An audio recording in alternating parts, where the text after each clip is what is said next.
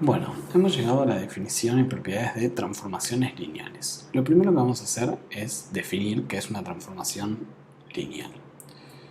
Una transformación lineal la podemos pensar como una función, ¿sí?, que satisface las siguientes propiedades. Ustedes tienen un vector b y un vector w que pertenecen a Rn, ¿sí?, donde Rn, si se fijan, es el espacio de salida. Si lo pensamos como una función, serían los elementos del dominio de la función, ¿sí? Entonces, dados dos elementos que pertenecen al espacio de salida de esa transformación, si yo aplico la transformación al vector que se forma de sumar b y w, eso debería ser igual a la suma de las transformaciones por separado.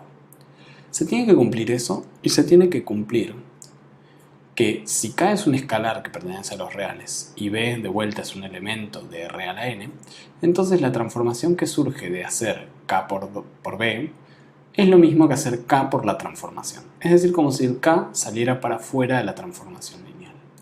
Entonces, si se cumplen estas dos condiciones, entonces podemos afirmar que lo que tenemos enfrente es una transformación lineal. Pongamos un ejemplo. Quiero ver si esto que está acá es una transformación lineal. Es decir, tomo un vector que pertenece a R2, ¿sí?, primera coordenada, segunda coordenada, y la transformación me devuelve un vector que también pertenece a R2, pero que la primera coordenada es dos veces la primera de este, y la segunda coordenada del vector transformado sería la suma entre el primero y el segundo. ¿Bien? Quiero ver si eso es una transformación lineal. Entonces yo tengo B, que es un genérico, entonces pongo B1, B2, y es un B que tiene dos coordenadas. Un W también genérico, W1, W2, y el vector suma B más W, que claramente va a ser sumar B1 más W1, y esa va a ser la primera coordenada, B2 más W2, segunda coordenada. Entonces tengo que chequear si es cierto que la transformación de la suma es la suma de las transformaciones.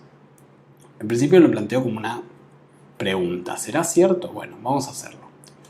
Tenemos que tener en cuenta que yo tengo que aplicar esta transformación. Entonces fíjense, la primera coordenada, que es B1 más W1, la tengo que multiplicar por 2, porque es 2 por primera coordenada. Entonces me queda 2 por B1 más 2 por W1. Y la segunda coordenada es simplemente x1 más x2, o sea, primera coordenada más segunda, que sería en este caso ser B1 más W1 más B2 más W2. Ahora veamos si por separado eso nos da lo mismo. Entonces agarro primero el vector B y aplico dos veces la primera coordenada, así que pongo 2 por B1, y en la segunda coordenada pongo B1 más B2, sería eso que está ahí.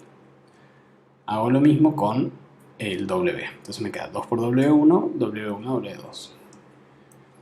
Acá simplemente lo volví a copiar porque no hice nada, y acá lo que hice fue, como son dos vectores de dos coordenadas, los sumo. Primera con primera, segunda con segunda. Y veo que llegó a una igualdad. Por lo tanto, se cumple esa primera condición. Veamos si se cumple la segunda.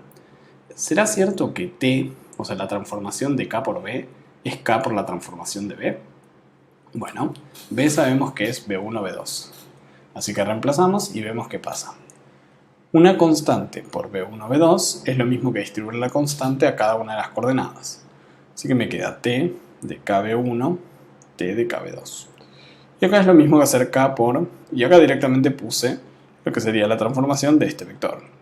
Es decir, primera coordenada, una vez que lo transformo me queda 2 por la primera coordenada, y la segunda coordenada va a ser primera más segunda.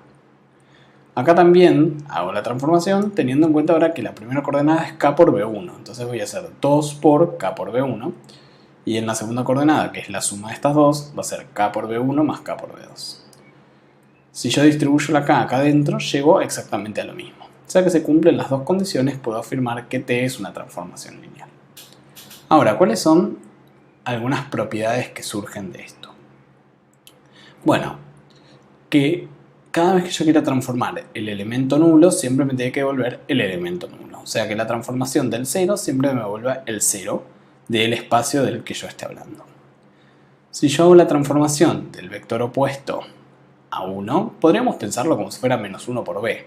Y como se cumple esta propiedad, yo puedo sacar para afuera ese menos 1 y me queda menos por t por b. Después puedo pensar lo mismo. Si yo tengo la transformación de la resta, la puedo pensar como la resta de las transformaciones.